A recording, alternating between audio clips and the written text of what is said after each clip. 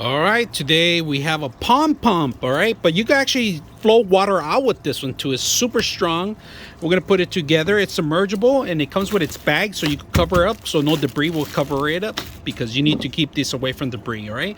So right now they do give you an adapter, if you guys can see. We're gonna put a little description of the size of the adapter. You pretty much put it on the top, and this is going to flow all the water out. All right, just make sure that this part of the actual pump gets the water intake, right? So if it's not submergible, at least put it sideways so you can get all the water pump. All right, now this is perfect if you have an outdoors waterfall or a little pump or a little pond. If you want to recycle the water back in there and spread it out so you can oxygenate the water, this is perfect. They give you instructions.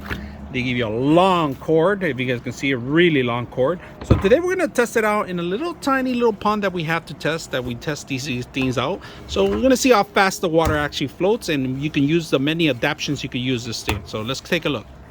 Okay, we're going to test this. We're going to submerge it right now, and I need a lot more water than this because it's a lot thicker. But we're going to put it down in the water and see how much water we could actually take out from here. And of course, this is where the main part's going to suck up all the water in there. And we're not completely submerged, but this is great for a pond or any kind of water or waterfall that you have. So we're going to connect this, see how strong it is. So let's go ahead and do that.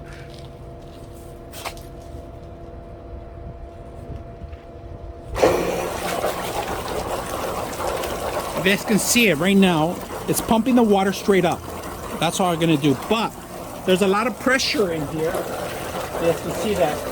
So you're not gonna get a lot flow. It's perfect for ponds. If you own a pond with coil fishes, it's not gonna disturb the water or anything like that. Of course, you could cover it up so no debris will come into the actual system to clog it up. But right now, if you guys can see it, it's flowing within itself. And I'm not even completely underwater, but look how good it is flowing.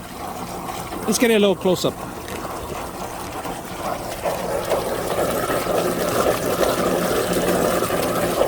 Pressure wise, it's perfect.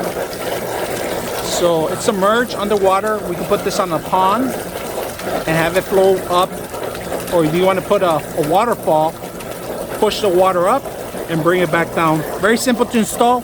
I hope you guys enjoy the video.